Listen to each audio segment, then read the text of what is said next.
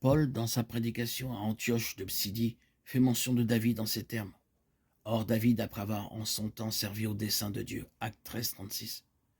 Cette déclaration souligne que le fils d'Ishaï vint dans un temps précis de l'histoire afin de servir dans le cadre et la limite d'un plan prédéterminé par Dieu lui-même.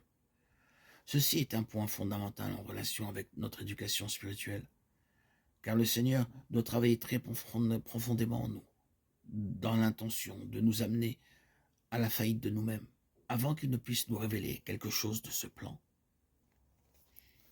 L'œuvre du Saint-Esprit a pour but de nous amener à la connaissance de ce que nous sommes par nature, pour que le meilleur de nous-mêmes soit vu comme ne pouvant être agréé de Dieu. Dieu ayant mis de manière absolue et définitive son veto sur ce qui procède de notre propre fond. Dans cette chronologie du temps aboutissant à son établissement comme roi sur tout Israël, nous voyons cependant qu'aucun détail du plan pour lequel Dieu l'avait suscité ne lui avait été encore révélé. Ce n'est seulement qu'après avoir introduit l'arche à Jérusalem que la pensée de la maison lui fut donnée. Il est très important de remarquer comment David s'exprime devant le Seigneur concernant la pensée de la maison.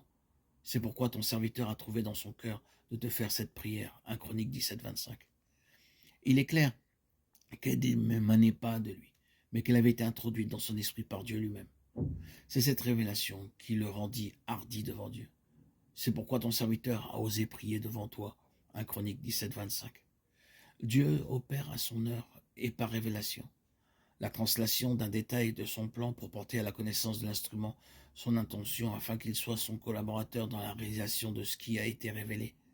Cependant, bien que la pensée de la maison fût maintenant dans son esprit, il n'était pas encore possible de l'édifier, car il était indispensable que les conditions requises par Dieu en vue de construire le temple soient rassemblées. C'était sur le butin pris à la guerre qu'il les avait consacrés pour l'entretien de la maison de Dieu. 1 Chronique 26, 27. Après cette révélation concernant l'intention de Dieu touchant le temple, David combattit les Philistins, les Moabites, Hadar-Khéser, roi de Tsoba, les Syriens, les Édomites, établissant ainsi sa domination en assujettissant tous ces peuples que les juges n'avaient pas anéantis, alors que Dieu les avait suscités afin d'accomplir ce qu'Israël n'avait pas fait, mais aussi n'achevèrent pas, et ces nations subsistèrent. Alors David comprit par l'Esprit de Dieu que cette maison ne pouvait être édifiée, tant que tous ses ennemis ne seraient pas détruits. C'est ainsi qu'il enleva à ces nations l'or, l'argent et l'airain, tous les métaux précieux qui allaient entrer dans la construction de la maison de Dieu. Mais cette illustration dans l'Ancien Testament a sa contrepartie de façon spirituelle et vraie dans la Nouvelle Alliance. L'édification de la maison de Dieu, qui est l'Église, n'est pas seulement une question quantitative, mais aussi de grandeur et de mesure spirituelle. Le terme édifier est synonyme de croissance pour amener à maturité. Or, la croissance spirituelle ne se réalise jamais par des voies de facilité.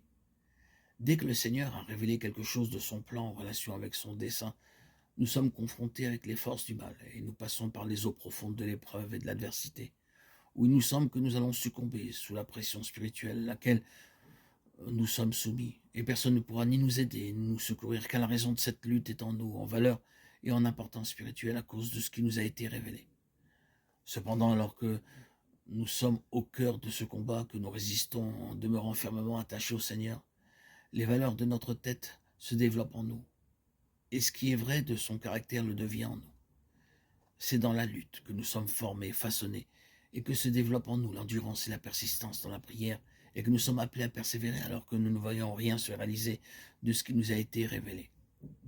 Cette endurance à travers l'adversité à cause de ce que le Saint-Esprit a déposé en nous produit dans l'être intérieur cette foi vivante.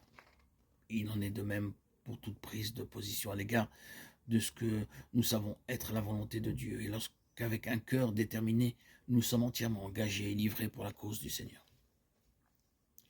C'est ainsi que nous rassemblons les matériaux pour la maison de Dieu. Les valeurs spirituelles concentrées dans notre tête sont introduites en nous par le Saint-Esprit, alors que nous sommes aux prises avec les forces du mal. Et ces valeurs acquises sont apportées dans la maison de Dieu pour son édification.